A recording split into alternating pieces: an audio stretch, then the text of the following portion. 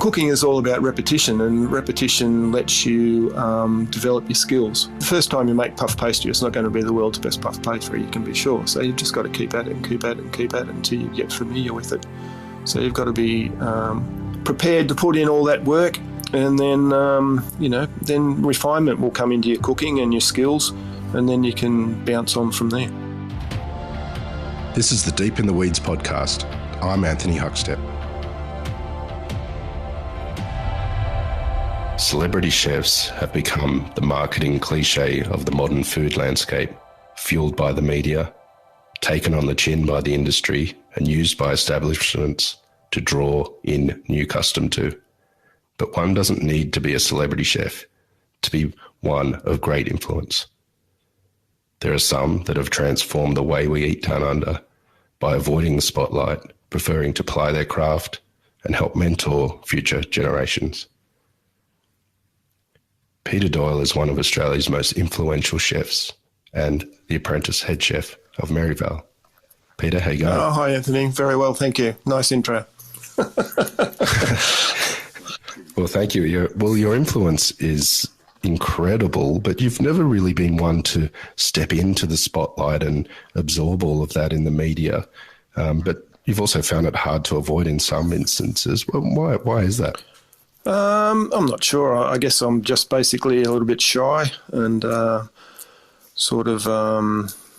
not really sure, really. I mean, you have to do a little bit to promote your career and your restaurants, and the only reason you're doing promotion basically is to try and ensure that your restaurant's full every day, every lunch and every dinner. So over and above that, I didn't really ever see any need to promote myself as such, just for the glory of it, so to speak. Well, you haven't really needed to, because your influence has been incredible, and the chefs that have come through the establishments that you've run have gone on to do incredible things. But take us back to when you were young. Why did you go for a career in hospitality? It was just sort of a last-minute decision. I left school and I was working in the public service in the land tax department and not enjoying it. And so, yeah, well, I had, like most people, or a lot of people, I guess, when you leave school, you have no idea what you really want to do. And then after about 12, 15 months, I realised I didn't want to do that. And my brother Greg was already a chef, so he knew that he wanted to do that as soon as he left school. So he'd already been doing it for a couple of years. And I just thought, okay, well, I'll give this a go too. And I just loved it from the beginning, so it worked out really well. It was a good decision in the end. You won Apprentice of the Year. You started off with a bang. What was it like those first couple of years? What were the real important moments for you when you were starting off? I think probably, literally I went in completely raw. I had no idea. I mean, I thought about it and I thought, okay, I can probably do this, but I knew what nice food was, and I was into good fruit and vegetables and healthy food and all that type of thing, but I'd never really thought about what it'd be like to be in a restaurant kitchen as such. And it was just I started at the Argyle Tavern, and it was just a really good atmosphere in the kitchen. It was only a small crew, but it was made very clear very quickly that you came to work and you stuck your head down and you got on with it and you worked your butt off all day. And so,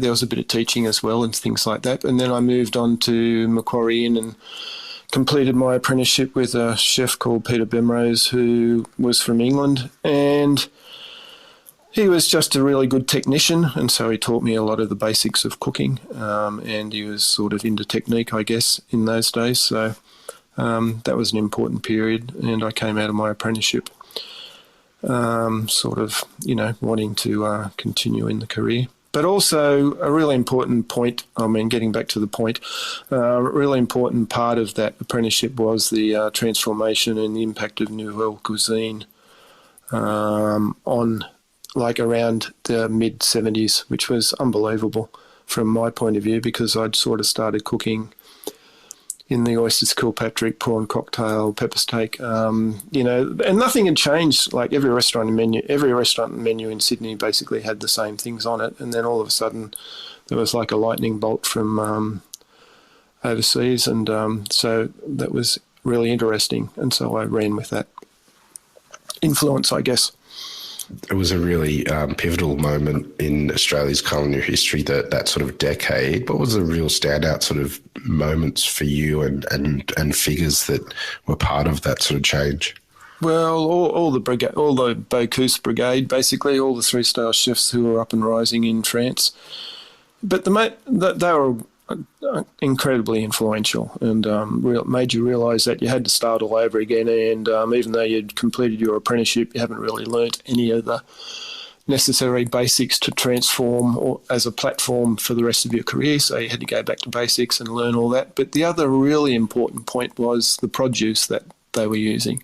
And so then we realised we didn't really have any produce, like it was really basic. And so then we started looking around, there was other guys involved in my era, of course, and we're a bit of a group of our own, and we're all sort of friendly and started communicating and realised we needed this produce. And so there was a bit of demand, and so produce was the really important step that allowed us to progress everything. You've had some amazing restaurants through your career. Early on, though, Reflections became one of the first hatted restaurants. Tell us about the beginnings of that. That was your debut restaurant. What was it like at that time as well? Well, it was pretty incredible. I mean, we did have a little restaurant in the Castlereagh Hotel where we did 25 people for lunch every day, and that was our first sort of step into business as such. But then we were living at Palm Beach and we thought, well, let's try and do a restaurant up there and we won't have to travel into town every day. It was a little bit... we didn't realise at the time that Palm Beach was very seasonal, even though we lived there. But anyway, and there was a run-down, dilapidated cottage on a couple of blocks of ground on the main road in Palm Beach, and foolishly we thought, well, let's try and convert that. And so you just go with your... I mean, it must have been a dream, obviously. So you just do that, and fortunately it worked out. It was good. It was a great time. Well, tell us, is there any dishes you can tell us about that you remember from that time that really stood out, that sort of epitomises how you were cooking them? Well, I mean, at that time we were, as I said earlier, we were learning, and so all the books from Bocuse and Michel Garrard and Verger and the Toigret brothers and Georges Blanc and all that crew were coming out, and nearly all of them were in French, so you had to learn how to read them in French, but that was fine. And so that was they were our Bibles, really, or our big influences. And so, because there wasn't anyone to teach you all this thing in Australia, because no one had done it before, and so it was all like.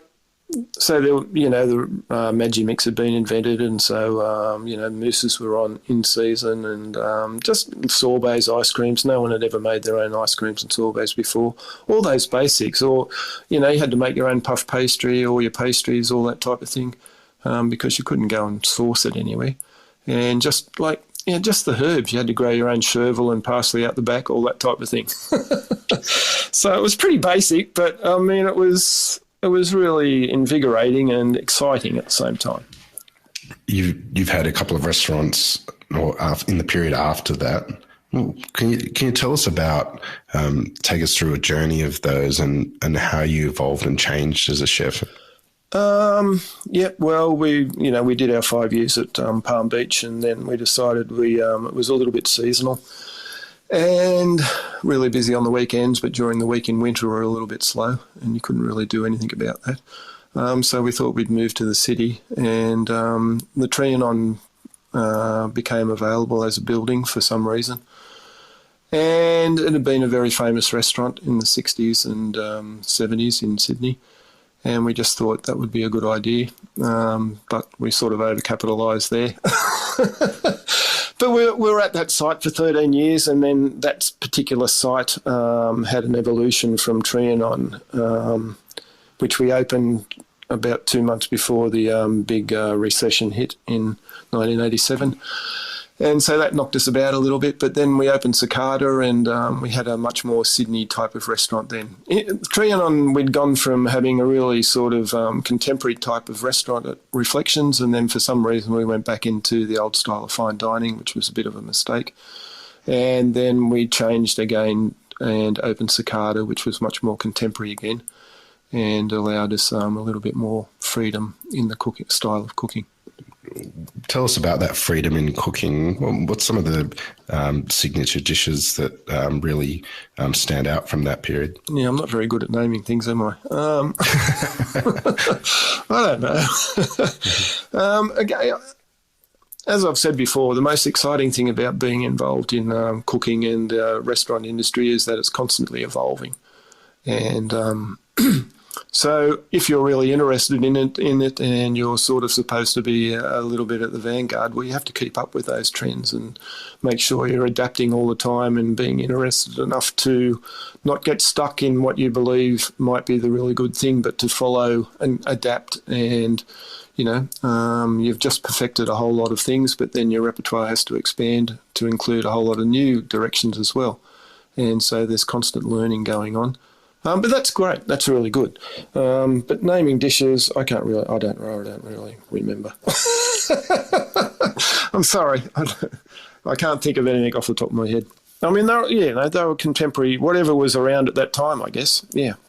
You also had Celsius for a period of time, and Est is obviously one that you've had for many, many years with the Merivale group. Well, tell us about that switch and that period of time and the move that you made. Yeah. Well, when at Cicada, we had partners to go into that business, and they were getting a little bit older, and they'd actually bought the freehold of that building, and they wanted to just settle everything up and sell the building. So then an opportunity came up at the Radisson to move to Celsius. So we thought, okay, well, let's do that. Sounds good. And that was okay, a nice tight little business for 3 years. And we were just about to sign a new lease, and Mr. John from Merivale rang up and Justin and said, why don't you come and have a talk? And I said, oh, well, no, not really. But anyway, they rang a week later. And so I went over and we talked things through and what their idea was, because they had Est had been open for about 3 years nearly, I think. And it hadn't been setting the world on fire, so to speak. So, and I just thought, well, but we sat down with Beverly and just thought, okay, well, let's give this a go and see how we go. So it was just good timing, basically, and then considering that it was an opportunity, we thought, okay, let's go, and we're really glad we did, really, because it turned out really well. Well, you won a string of accolades. 3 hats, and at the same time your brother Greg also had 3 hats over in Rose Bay as well. What was it like having brother in the family as a renowned chef, and you as well? Was there ever sibling rivalry? No, not at all. No, I mean, it's funny. When we first started out, we always thought maybe we'd probably do something together, but then your career paths go in different directions, and so there was never any rivalry, I mean, we communicated really well. We still communicate well. And so we just got on and did our own things, basically. I mean, he had establishments that went in one direction and different ones. And then I had, and then you just, I mean, you to tell you the truth, you're so involved in trying to just get your restaurants up and running and working every day that you're not worried about too much else. But. Well, Est, as we just mentioned, won many accolades. Tell us what it takes to create a restaurant to get to that level and maintain it. Well, a little bit of dedication, I guess. But, I mean, the beautiful thing about Est, when we went over there, it was a beautiful dining room, and the space was amazing. And at Celsius, the space wasn't all that riveting, so to speak, and it was attached to a hotel. So this was a whole new world, really, to walk into a building-like establishment, and especially on the first floor at Est there. So the opportunity sort of presented itself. The kitchen wasn't all that fantastic, but we worked our way around that, and then just got down, and we'd already had really good systems at Celsius, and so we introduced those to Est, and so the service was really good. We wanted a particular type of service, like really professional but really friendly and engaging at the same time. And the opportunities provided by John and Justin were really good. And so it was just a combination of the right ingredients, basically. And that allowed us to perform and carry on from there.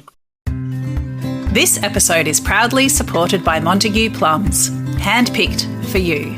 So the eating experience of our plums is sweet. That's a primary driver. It's got to be sweet, but it's also got to have enough acid, because the mix of acid and sugar is what gives fruit its flavour. And in a plum, it tends to be slightly higher acidity. And then a really nice, full, not dry, but juicy explosion of juice into your mouth as you bite into it. That's nirvana for us in terms of a plum. For more information, go to montague.com.au. You've had some incredible chefs come through your kitchens: Carl Furler, Jordan Toft, Josh Nyland, Adam Wolfers. There's been so many. Tell us about how you run your kitchen and why you think so many great chefs have come from your kitchens. Yeah, well, I mean, if you're at the forefront of any industry, people are probably attracted to working with you. That's a given, I guess, because they want to learn from perceived best people, I guess. So that helps. So you tend to get you have a bit of an advantage in attracting those people who are already talented, but in a kitchen, you spend many hours a week together, and it's a sort of pressurised atmosphere a lot of the time, and you're working hard, and so you've got to. I always tried to keep a light-hearted atmosphere in the kitchen, as much as you have to be totally focused, and you're demanding that you're working hard and you're focused and all those kind of things, but you've got to keep it a little bit lighthearted as well. And then also, that works if you do it right. You're trying to build a team. This is all cliched, but it's also true. But then when you've got those people like the people you mentioned just a minute ago, when they're coming through your kitchen, you have to give them the opportunity to express themselves as well. So it's not all just about you. Otherwise they'll be disenchanted and they'll leave. So you have to give them little openings to okay, well, you can come up with a dish, and if we'll go over it and we'll try it out, and if it sort of suits the restaurant. I mean, Esther's a particular type of restaurant, so you can't be doing Mexican food dish in there because it's not going to work. So you have to sort of fit to the the formula, so to speak. But if you're interested, certainly go ahead. Bring it up, and then we'll work for it, and then if it's good, we'll stick it on the menu. And that way you're encouraging them and you're developing them, and you're sort of mentoring them as well. And hopefully there's a bit of a 50-50 feedback each way, and they're giving and you're receiving, and so it all works out well. You've seen Australian cuisine evolve, and you've been an integral part of that as well over the last couple of decades. How do you see Australian cuisine now compared to back then when you started off?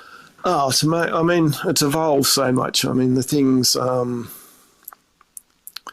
that the young chefs, innovative chefs, are doing today are light years away from what we were doing. I mean, at the time we were doing great things because it was all new and it was all that type of thing. But I mean, cooking has evolved so much further than. I mean, just take Josh Nyland for instance. He's sort of gone, like, he was always a talented chef, and he's gone on to.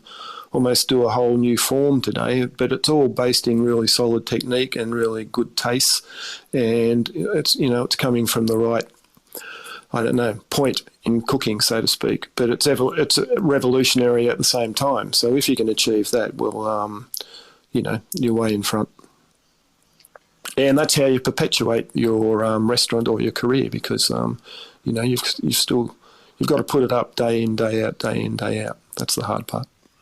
Many are drawn to the energy and camaraderie of the hospitality industry. You retired a couple of years ago. What was that like initially for you, stepping away from the kitchen? No, I was fine. I was ready probably at the time. Well, I was definitely ready.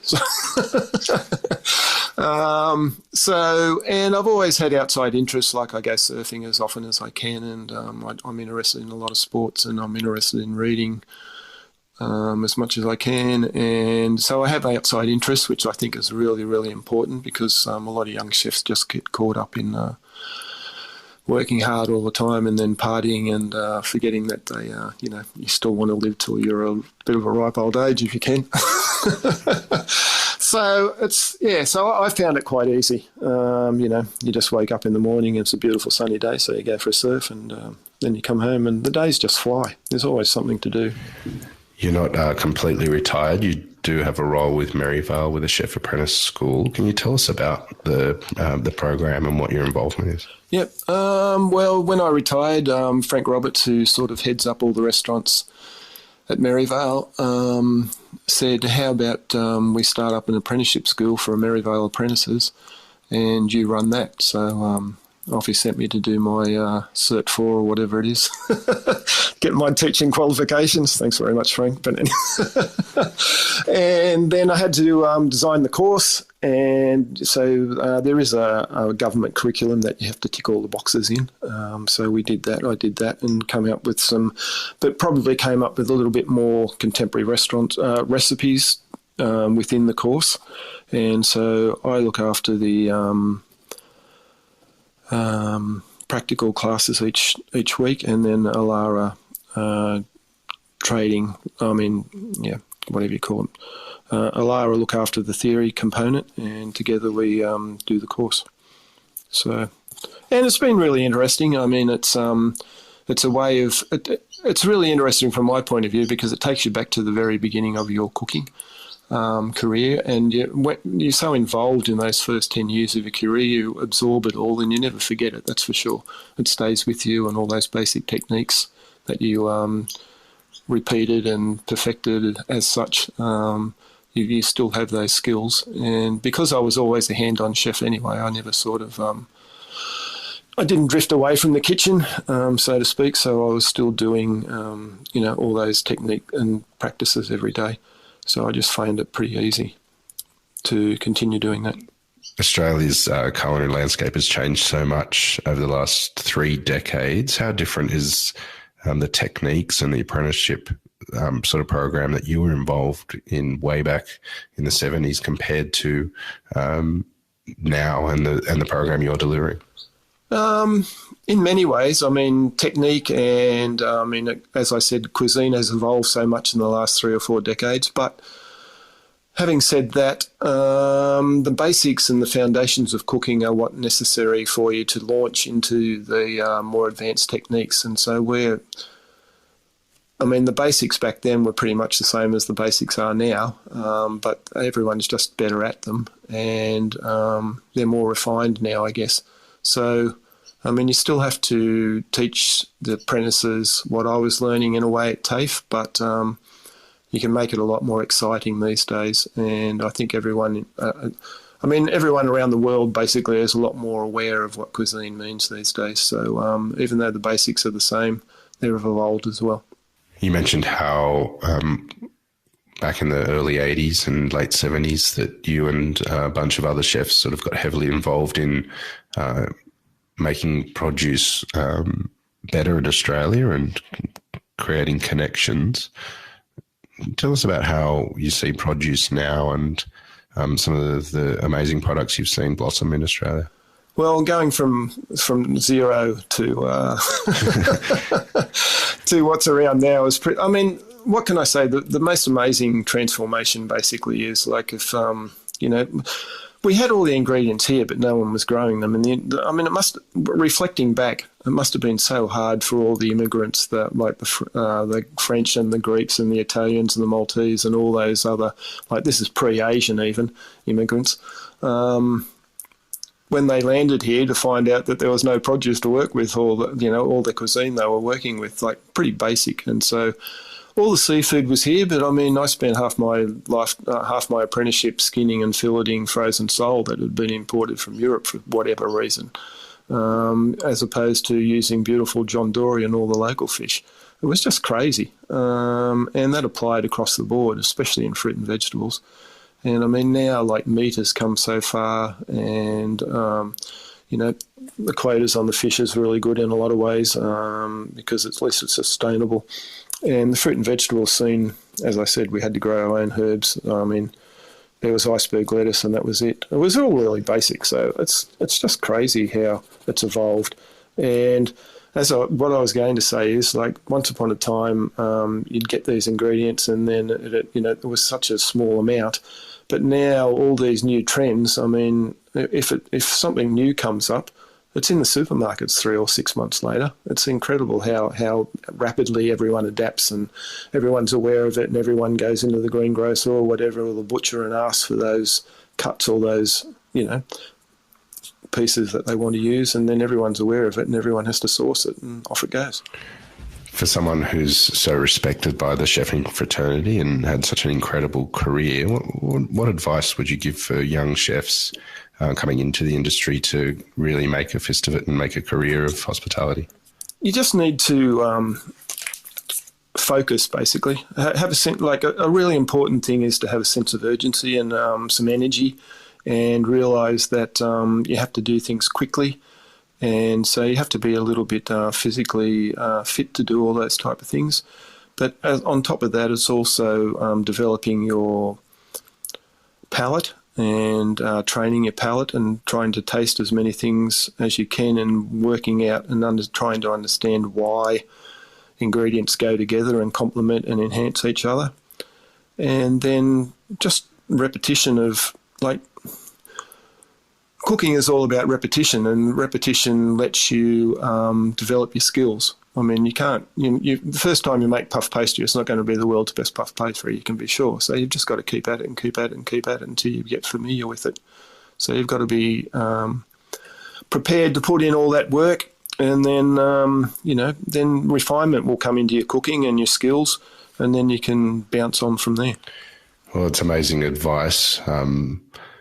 And it's been amazing to have you on Deep in the Weeds today, Peter, to hear a little bit of your story. It's an honour to have you on the show, and good luck with the continued surfing, and also with a new program that you're doing at Merivale. Please keep in touch, and we'll catch up again soon. Okay, thanks, Anthony. This is the Deep in the Weeds podcast. I'm Anthony Huckstep. Stay tuned as we share the stories of Australia's hospo community, suppliers and producers in search of hope during this pandemic. Special thanks to executive producer Rob Locke for making this all happen. Follow us on Instagram at Deep in the Weeds Podcast, or email us at podcast@deepintheweeds.com.au. Stay safe and be well.